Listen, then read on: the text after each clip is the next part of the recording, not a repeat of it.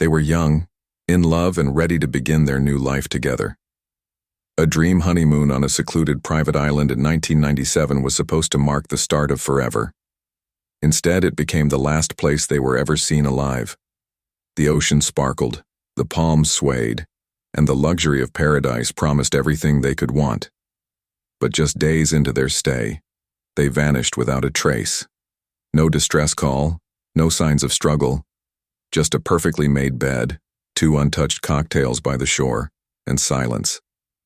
For nearly a decade, their families searched for answers, clinging to hope while whispers of foul play and dark secrets spread. And then, 9 years later, tourists stumbled across something so chilling it would change the way the world viewed the island forever. This is not just a story about a disappearance.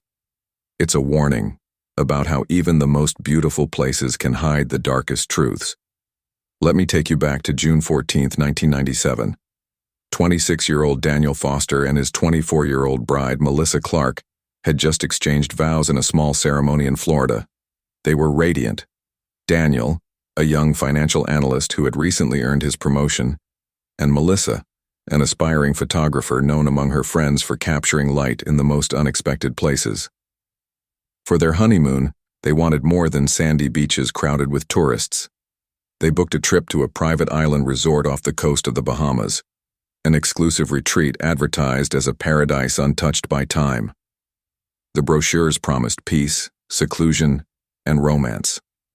But what they didn't know was that behind the marketing, the island held a history locals whispered about but never shared with outsiders. A history of people who had gone there and never returned. Daniel and Melissa arrived at the island on a bright Saturday afternoon, their laughter carrying across the dock as they stepped off the resort's private boat. Witnesses remembered them holding hands, Daniel joking that he'd never seen water so clear. They checked into a beachfront bungalow, tucked away from the main lodge. Staff recalled how happy they seemed, how Melissa couldn't stop taking photos of the shoreline, how Daniel teased her about filling up all her film rolls in the first 2 days. They dined that evening by candlelight, the ocean breeze brushing against them, and returned to their room before 10 p.m.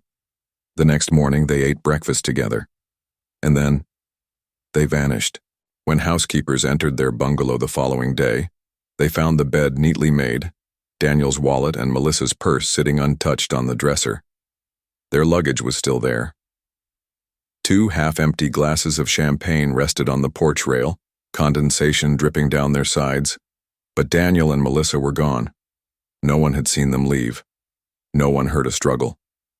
The resort staff searched the island for hours, combing the beaches, checking the trails, calling out their names. Nothing. The local authorities were called, but without evidence of a crime, the case quickly grew cold. To outsiders, it seemed as though the Newlyweds had simply walked into the ocean and disappeared. But those who knew them rejected that explanation. They weren't reckless. They weren't the type to vanish willingly. Something had happened. Something the island itself seemed determined to keep hidden. At first, the theory was that they had drowned while swimming. The resort quietly circulated this explanation to reassure future guests. But there were problems. No clothing, no personal belongings, no bodies washed ashore. The ocean currents in the area typically returned debris within days. Yet weeks passed with nothing.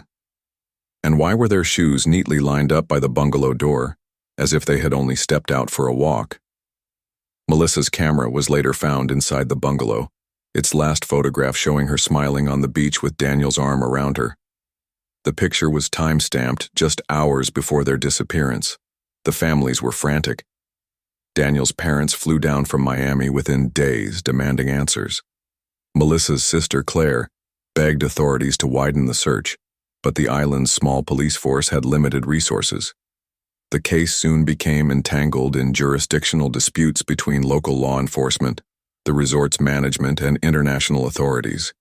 By July, the search had slowed to almost nothing. The resort quietly moved new guests into the bungalow where the couple had stayed, as though nothing had happened. And here's where I want to pause for a moment. Not in the story, but with you. If you're watching this right now, you need to ask yourself, How many stories like this have you never heard about because they simply faded from the headlines? How many families never got closure because no one kept the pressure on? Don't just scroll past. Subscribe right now, because the truth is, if you stop listening, these stories die in silence, and the next time, it could be someone you know.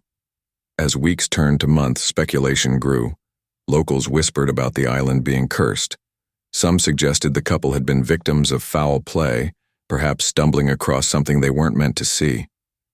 There were rumors of drug smuggling routes hidden within the region, and of shadowy figures who used the remoteness of the island as cover.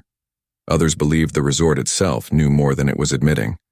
After all, how could two people vanish from a small private island without someone noticing? But without bodies, without evidence, the whispers remained whispers.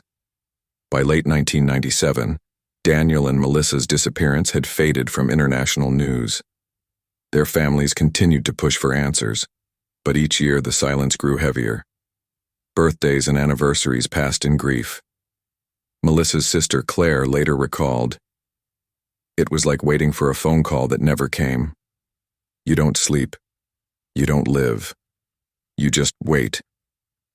Yet in the quiet, the island kept its secret. Until 9 years later, when two tourists on a hiking trail would stumble across something that would finally reveal the unthinkable. In the summer of 2006, almost 9 years after Daniel and Melissa vanished, a married couple from Canada named Robert and Elaine Peterson decided to spend their anniversary on the same island. Unlike the honeymooners in 1997, they weren't after seclusion as much as they were after adventure. The resort had recently added new hiking excursions along overgrown inland trails that promised a wilderness experience. On a sweltering July afternoon, the Petersons set out with water bottles, cameras, and a guidebook that was already fraying at the edges. They wandered farther than most guests dared, away from the sound of the waves and deeper into the dense vegetation that swallowed the interior of the island. That's when Elaine spotted something half buried in the dirt, a fragment of faded fabric. At first, she thought it was just trash, but as Robert tugged it free, the shape of a torn backpack emerged, its zippers rusted and its straps brittle with age. Inside, they found a crumbling wallet, sun-bleached and almost destroyed by time. Within it was a driver's license, the name still legible, Daniel Foster. The Petersons froze. Their island getaway had suddenly become a nightmare. Nearby, they found more. The shattered remains of what looked like a shoe, a tangle of cloth, and not far away, what they first thought were rocks bleached white by the sun. But these weren't rocks. They were bones, human bones. They rushed back to the resort in shock, clutching the wallet and fragments of fabric, demanding authorities be called immediately. At first, staff seemed reluctant, even nervous. It took hours before local law enforcement was finally summoned, and when investigators arrived, their initial response was strangely muted, as though they already knew more than they were willing to admit. The Petersons were asked to give statements but then discreetly encouraged to continue enjoying their vacation. Elaine later said, "It was like they wanted us to forget what we saw." But the discovery couldn't be buried this time. News spread quickly, and within days, international media once again descended on the island. The families of Daniel and Melissa flew in, desperate for confirmation. Forensic teams combed the site where the Petersons had made their grim find. The remains were scattered across a small clearing, suggesting exposure to the elements for many years. Alongside them, fragments of clothing matched what Melissa had been wearing on her last known day. A rusted wedding band engraved with Daniel's initials was found in the soil just a few feet away. The evidence was undeniable. The honeymooners had not left the island alive. But the question remained, what happened to them? Authorities initially floated the theory that Daniel and Melissa had wandered inland on a hike, gotten lost, and succumbed to the elements. It was an explanation that seemed convenient, neat, and easy to close a file with. But the families weren't convinced. Daniel's father argued that his son was meticulous about planning, never impulsive. Melissa's sister pointed out that her sibling had been terrified of deep forest hikes, preferring the safety of the beaches. And perhaps the most disturbing detail, there was no sign of camera equipment. Melissa never went anywhere without her camera, yet not a trace of it was recovered at the site. As speculation grew, journalists began to dig into the resort's history. That's when unsettling details surfaced. Over the decades, there had been other quiet disappearances, names that never made headlines beyond local papers. A fisherman in the 1970s who supposedly never returned from a solo trip. A tourist couple in the early 1980s who were reported missing, only for the resort to claim they had checked out early. Each case was dismissed at the time, but when viewed together, a disturbing pattern began to emerge. And here's the part that should make every viewer stop and think. How many stories like Daniel and Melissa's never get told because resorts, companies, or even authorities fear bad publicity? How many families live the rest of their lives in torment because the truth was quietly swept under the rug? If you're listening to this, don't just sit back. Subscribe right now. Because by staying silent, you help powerful people bury stories just like this. And the next time you take a vacation, the truth they've hidden could be the difference between life and death. Back on the island, investigators released their preliminary findings. Partial skeletal remains consistent with 2 adults, Daniel's identification, and personal effects linking the site to the couple. But what chilled observers most was the location. The clearing where they were found was less than a mile from the resort staff service trail, close enough that anyone who wanted to could have reached it quickly. Why hadn't it been found earlier? Why hadn't the original searches scoured this area thoroughly in 1997? Some speculated that the area had been deliberately overlooked. Witnesses from the resort in 1997 began to come forward years later, recalling strange details they hadn't dared mention at the time. A staff member remembered seeing Daniel arguing with a man near the docks on the couple's second day, someone who wasn't part of the resort staff. Another recalled hearing shouting near the service trail that same night, though management dismissed it as island sounds. Theories swirled. Had Daniel and Melissa stumbled across smuggling operations? Had they witnessed something they weren't supposed to? Or had the island itself become the perfect cover for someone to commit a crime, knowing that the ocean and jungle would erase the evidence? Forensic experts tried to answer questions, but the remains were too incomplete to establish a definitive cause of death. No obvious trauma, no clear signs of violence, but also no evidence of natural causes. It was as if the island had swallowed their story whole and returned only fragments. But one thing was certain. Daniel and Melissa hadn't simply wandered off for a hike and failed to return. Something had drawn them to that remote clearing, and something had kept them from ever leaving it alive. The discovery reignited international fascination, but it also sparked anger. Melissa's sister Claire gave a tearful statement. For 9 years we begged them to keep looking. For 9 years we were told there was nothing to find, and all along they were right there. The question was no longer just about what happened to the couple. It was about why no one had found them sooner, and whether someone had wanted it that way. The discovery of Daniel and Melissa's remains sent shockwaves through both the media and the travel industry, but it also opened a door that many wished had stayed shut. Suddenly, questions poured in from journalists, independent investigators, and even former resort employees. Why had the search in 1997 been so limited? Who had been responsible for deciding which areas to check? And perhaps most chilling of all, what exactly had the Newlyweds seen in their final hours that led them to that clearing in the jungle? The island's management scrambled to protect its reputation. Press releases insisted that the tragedy was an unfortunate accident, the result of the couple wandering too far inland without proper preparation. But behind closed doors, staff whispered a different story. Some remembered unusual activity on the island in the weeks before the disappearance. Unmarked boats docking late at night, equipment carried through the service trails under tarps, and the quiet presence of men who didn't seem connected to the resort but were given free access. It was as though the island had a second life, one hidden from the smiling guests sipping cocktails by the shore. Independent journalist Michael Graves, drawn by the mystery, flew to the island in late 2006. He interviewed locals, former staff, and law enforcement officers who had long since retired. Piece by piece, he assembled a chilling picture. The island wasn't just a private resort, it was also a hub for covert activity. Smugglers had allegedly used the isolated coves for decades, and some even suggested there were underground storage facilities built during the Cold War, abandoned, but occasionally repurposed. Graves wrote in his article, "The island's beauty masks its shadows. To visit as a guest is to see only what you are allowed to see." What troubled investigators most was the condition of the remains. Forensic analysis showed that the bones had been moved at some point, perhaps scattered deliberately to avoid detection. The belongings found with them, Daniel's wallet, the fragments of Melissa's clothing, were all damaged, but their placement suggested they had not simply fallen where the couple died. It raised an unsettling possibility. Had the Newlyweds been killed elsewhere on the island and then left in the clearing years later, when the search had long since ended? Theories multiplied. Some said Daniel had confronted smugglers moving contraband, perhaps thinking he could reason with them.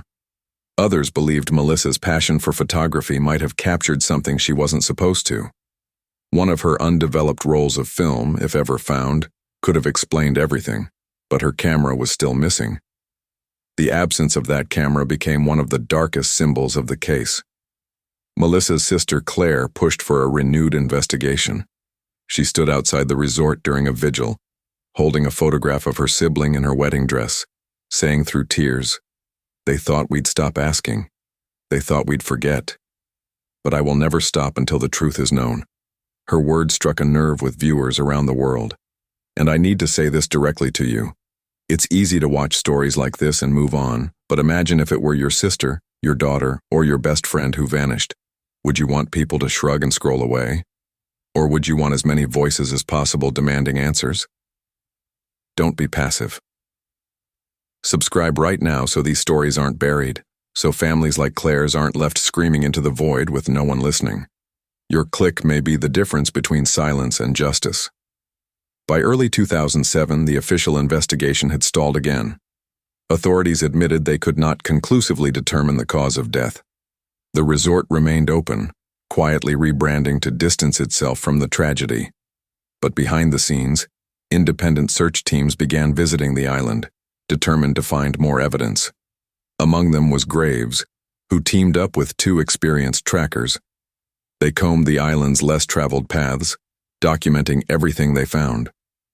One afternoon in March 2007, about half a mile from the original discovery site, they uncovered something extraordinary. A buried metal box, rusted but intact. Inside were waterlogged papers, some unreadable, but one stood out. It was a page from Melissa's journal, the ink smeared, but her handwriting still visible. The date was June 16, 1997, 2 days after their arrival. The entry was short, but haunting. "Danny says we shouldn't go back to the lodge tonight. He thinks we saw something we weren't meant to. I'm scared, but he says it'll be okay. I hope he's right." The journal fragment changed everything. It confirmed that the couple had been aware of danger, that they had deliberately stayed away from the resort, and that fear had already taken hold in their final hours. But what had they seen? Theories spread like wildfire. Some claimed they had witnessed an illegal arms drop. Others insisted it was drug-related. A few even whispered that the island had ties to secret government programs long buried in classified files. Graves's article, published worldwide, carried the chilling headline, "The Honeymooners Who Knew Too Much." It reignited pressure on authorities, who reluctantly reopened parts of the investigation. Yet the more questions were asked, the more resistance grew. Requests for old resort records were denied. Key witnesses suddenly stopped speaking, and some locals claimed they had been warned to let it go. Meanwhile, Daniel's father began his own campaign, writing letters to international embassies and human rights groups. He said bluntly, "I don't believe my son died by accident. Someone knows the truth, and they are keeping it from us." His persistence gained traction, and soon other families of missing tourists across the Caribbean began sharing their own stories, uncanny echoes of disappearances that had never been solved. By the end of 2007, the island was no longer seen as a paradise. It was a place of whispers, of questions no one wanted answered. And still, Melissa's camera remained missing, its absence like a locked door holding the key to the entire mystery. By 2008, the case of Daniel and Melissa Foster had become more than a mystery. It was a battleground between truth and silence. On one side stood grieving families, relentless journalists, and independent investigators who refused to give up. On the other stood powerful interests desperate to protect the island's image and perhaps something far more sinister. The journal fragment Melissa had left behind haunted everyone who read it. "We saw something we weren't meant to." What could that mean? Some investigators speculated that the couple had stumbled upon an illicit transfer of goods or even people hidden behind the facade of paradise. Others believed Melissa had photographed the event, unknowingly sealing their fate.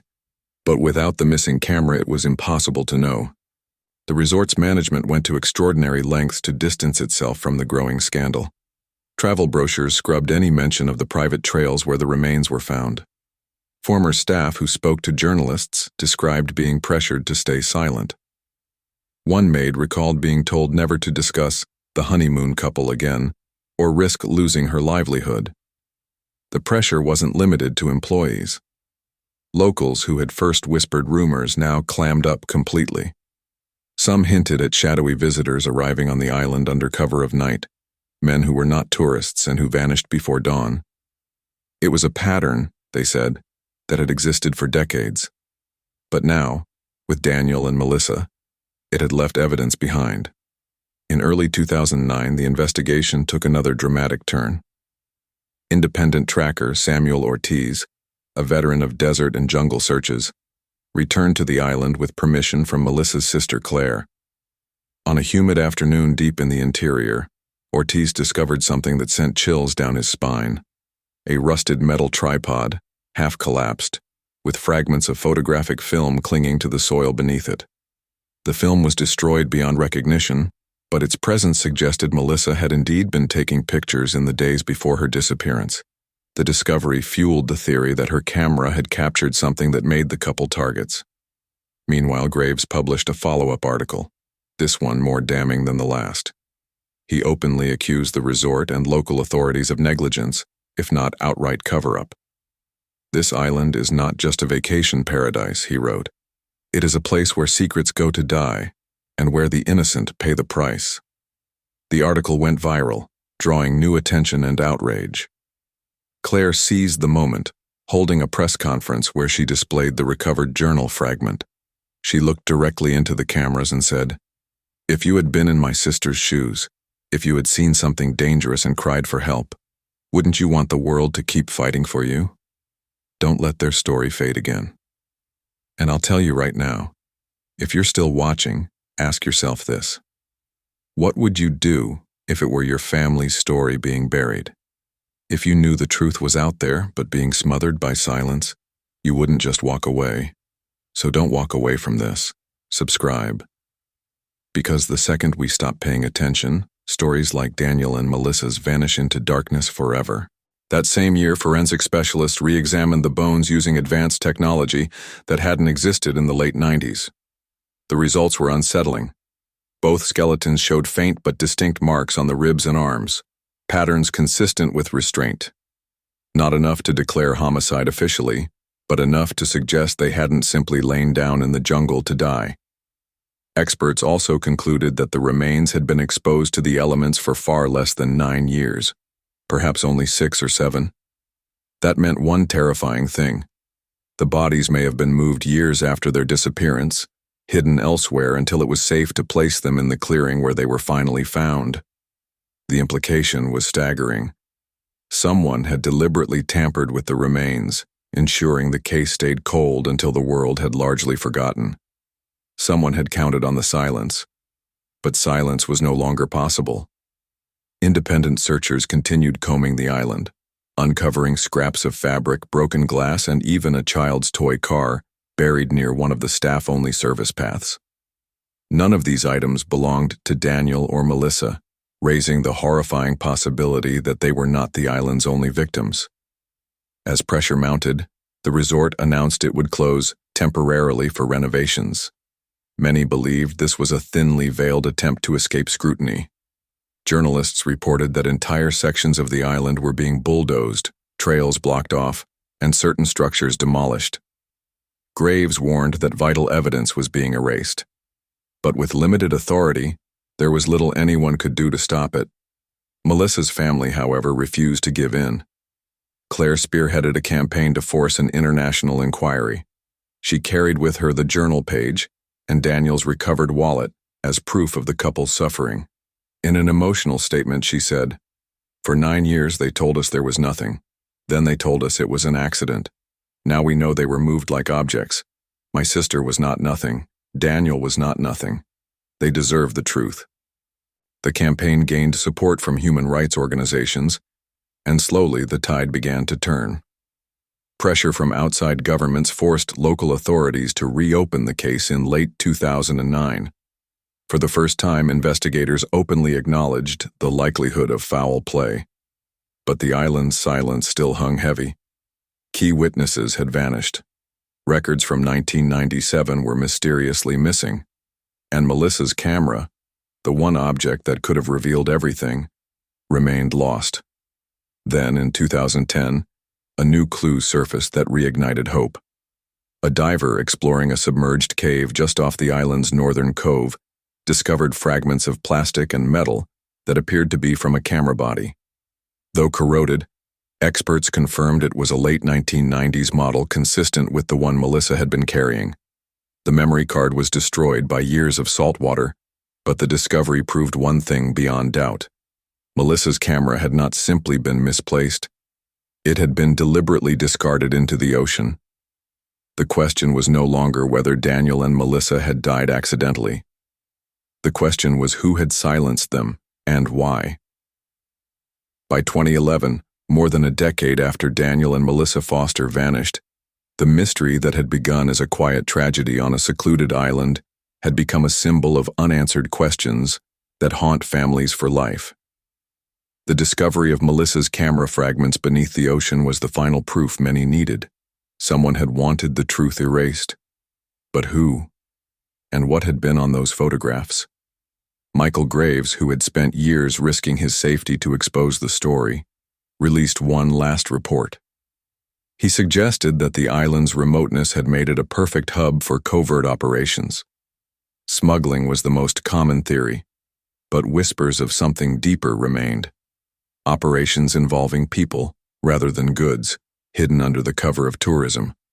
Graves wrote chillingly, "Melissa's final act may have been snapping a photo that sealed her fate. She and Daniel paid for it with their lives." The official inquiry concluded with the classification of the case as probable homicide by unknown persons. It was the closest the families would ever get to official acknowledgement. But for Claire, Daniel's father, and the few who had fought tirelessly, it was far from enough. At the memorial service held that year in their hometown, Claire stood before the crowd, clutching her sister's journal fragment. Her voice broke as she said, "For every tourist packing for their dream trip, know this. Danger doesn't always come with a warning. It doesn't always look like a stranger in the night. Sometimes it hides behind brochures and sunsets. My sister trusted this place, and it cost her everything." The island itself changed. The resort reopened under a new name, heavily rebranded, and marketed as completely safe. But locals still whispered about the shadows of the past. Some former staff admitted years later that they believed the Fosters had indeed stumbled across something criminal that night in 1997. One bartender confessed anonymously, "We were told to keep quiet. We were told if anyone asked, just say they went hiking. We didn't dare say more." Melissa and Daniel's story became a cautionary tale told in travel forums, in whispers among resort staff across the Caribbean, and in news documentaries that kept the memory alive. Their tragedy served as a reminder of how easily people can vanish when silence is more profitable than truth. And here's the part that should keep you awake tonight.